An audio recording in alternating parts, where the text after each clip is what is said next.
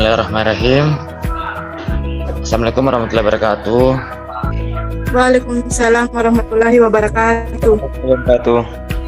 Alhamdulillahirrahmanirrahim. Puji syukur senantiasa kita aturkan kepada Allah Subhanahu wa Ta'ala, yang dimana pada siang menjelang sore hari ini kita masih diberikan kesehatan dan kesempatan untuk bisa bersama-sama kembali bertatap muka meskipun dalam bentuk via online, dalam rangka mempresentasikan materi, di mana kita selaku kelompok 8 akan mempresentasikan materi tentang penanaman modal asing, yang dimana bermata kuliah hukum bisnis. Dan pada kali ini saya selaku moderator akan memperkenalkan masing-masing 3 dari presentator, yang dimana akan membahas tentang pengertian dari penanaman modal asing. Dipresentasikan oleh presentator pertama. Saya serahkan kepada saudara saya Sari untuk mempresentasikan.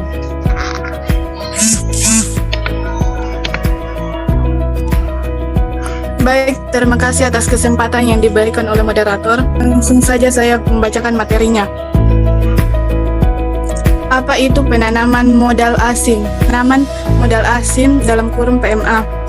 Penanaman modal asing atau yang biasa disebut PMA adalah kegiatan penanaman modal yang dilakukan oleh modal asing dan bertujuan agar dapat melakukan usaha di wilayah negara Republik Indonesia. Penanaman modal dapat menggunakan modal asing seluruhnya atau bergabung dengan modal dalam negeri.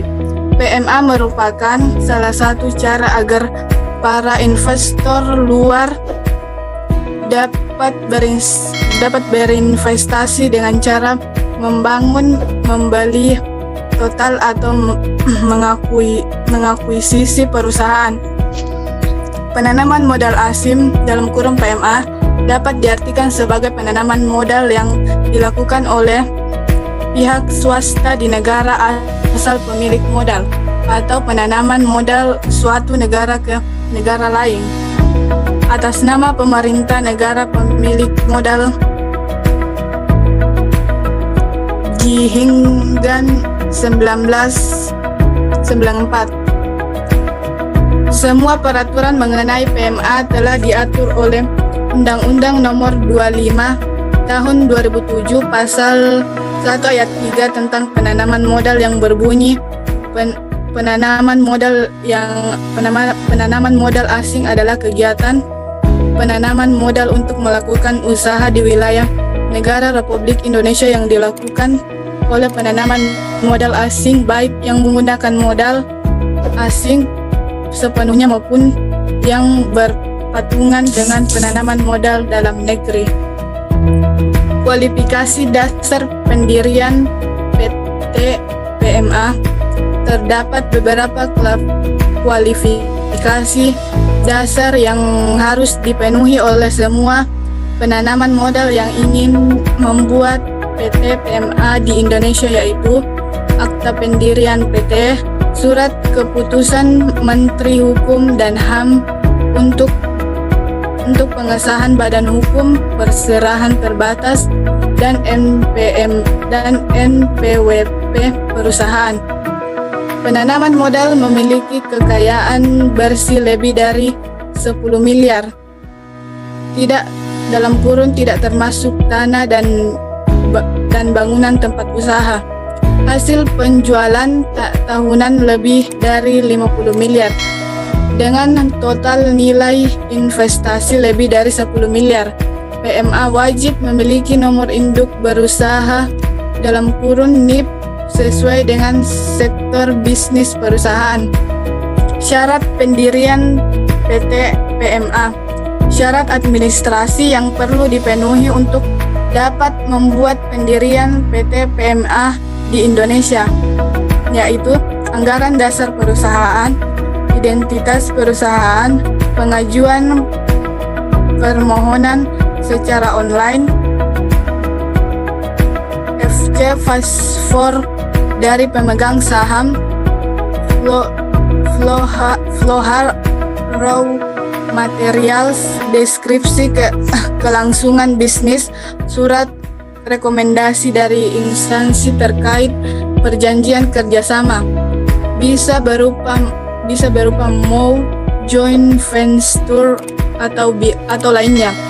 Pemerintah menetapkan kebijakan dasar penanaman modal untuk dua hal, yaitu untuk mendorong terciptanya iklim usaha nasional yang kondusif dan mempercayai peningkatan penanaman modal. Dalam praktiknya, pemerintah tidak membedakan perlakuan antara PMDM dan PMA. Saya kembalikan kepada moderator. Oke, terima kasih kepada presentator pertama, saudara kita Reski Lansari, di mana membahas tentang pengertian dari penanaman modal asing itu sendiri dan sebagainya. Jadi untuk mengulas lebih dalam lagi mengenai tentang penanaman modal asing, kali ini akan dilanjut oleh presentator kedua, yaitu Muhammad Fadil. Saya serahkan kepada Muhammad Fadil untuk melanjutkan materinya. Terima kasih. Saya akan melanjutkan materi selanjutnya. Ini ada beberapa poin terkait yang membedakan PMA dengan PMDN seperti yang tertera di bawah ini. 1. Dilihat dari subjek penanaman modal. PMA mendapatkan modal dari warga negara asing, badan usaha asing, dan pemerintah asing yang melakukan penanaman modal di wilayah Indonesia. Penanaman modal bisa berupa investasi langsung atau skema lainnya. Sedangkan untuk PMDN, modal didapat dari WNI, Badan Usaha Indonesia, negara Indonesia, atau daerah lain yang melakukan penanaman modal di wilayah Indonesia. Nomor 2. Dilihat dari sektor bidang usaha. Pemerintah Indonesia tidak menutup penanaman modal asing untuk melakukan investasinya di berbagai sektor bidang usaha, namun memberikan batasan tertentu seperti yang tertuang dalam Peraturan Presiden Republik Indonesia Nomor 44 Tahun 2016 tentang daftar bidang usaha yang tertutup dan bidang usaha terbuka negara dengan persyaratan di bidang penanaman modal. Penanaman modal asing wajib terbuka untuk semua jenis usaha kecuali bidang usaha tertutup seperti produksi senjata, mesiu, alat produk, peralatan perang, dan bidang usaha yang secara eksplisit dinyatakan tertutup berdasarkan undang-undang. 3. Dilihat dari sektor ketenaga kerjaan. Meski modalnya dari asing, perusahaan PMA memiliki kewajiban merekrut tenaga kerja Indonesia sebagai prioritasnya. Keberadaan PMA membuka lapangan kerja baru yang tentunya bermanfaat bagi warga negara tempat mereka mengembangkan bisnisnya. Dalam hal ini di Indonesia, PMA wajib meningkatkan kompetensi tenaga kerjanya melalui berbagai pelatihan guna meningkatkan kemampuan karyawan yang bersangkutan. Kebijakan di bidang PMA, Indonesia masih dapat digolongkan sangat mudah apabila dibandingkan dengan negara-negara seperti Korea Selatan dan Taiwan yang sudah termasuk dalam New Industrialized Country atau negara industri baru (NIB). Sejak kemerdekaan memang sudah ada modal asing yang masuk ke Indonesia, tetapi potensinya belum menjadi kekuatan ekonomi yang nyata. Secara formal, penanaman modal baru mempunyai landasan hukum sejak dikeluarkannya UU Nomor 1 Tahun 1967 tentang penanaman modal asing (UU PMA). Untuk mengungkap tabir serta kenyataan yang ada dari kebijakan-kebijakan PMA, khususnya UU PMA dan PMA di Indonesia, maka perlu dikaji UU PMA sehingga bisa dipahami secara lebih objektif. Ada beberapa sektor yang terkait secara langsung dengan UU PMA maupun PMA, yaitu modal asing, bidang usaha, tenaga kerja, fasilitas bagi PMA, nasionalis dan kompensasi, kewajiban bagi penanaman modal asing, pengawasan, koordinasi. Baik, saya serahkan kepada moderator.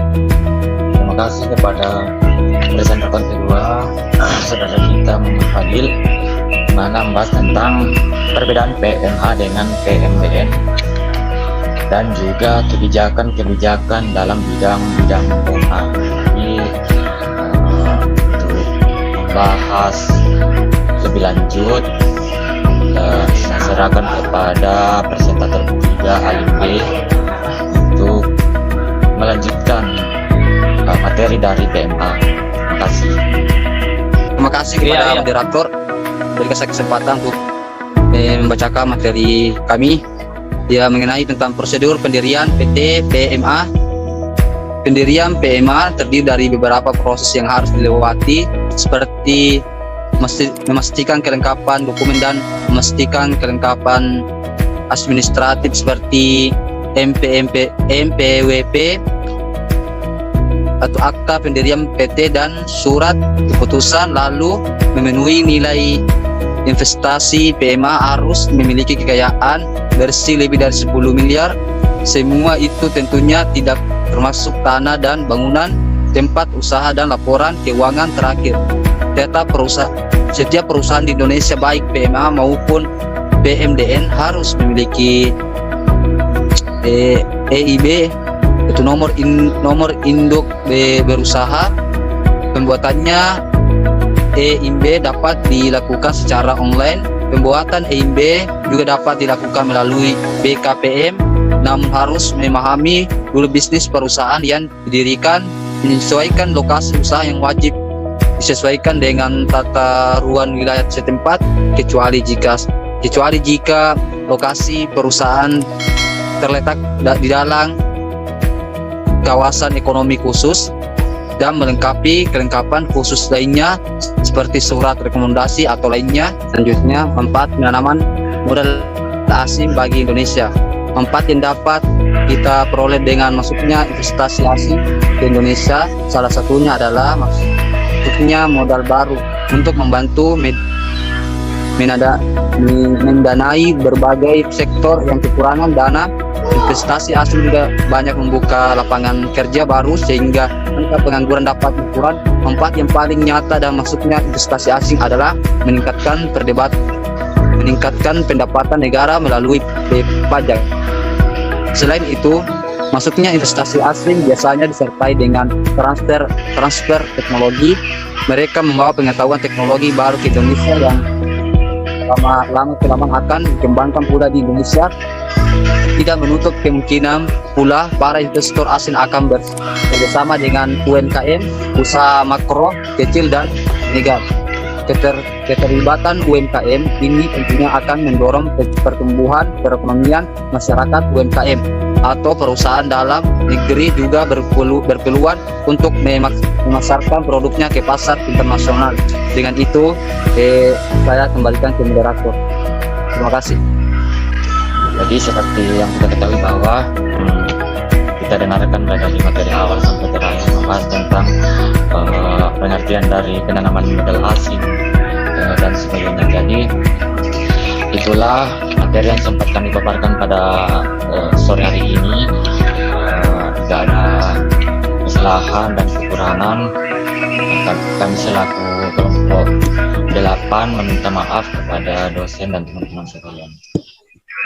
Wabillahi taufiq wal hidayah. Assalamualaikum warahmatullahi wabarakatuh. Waalaikumsalam warahmatullahi wabarakatuh.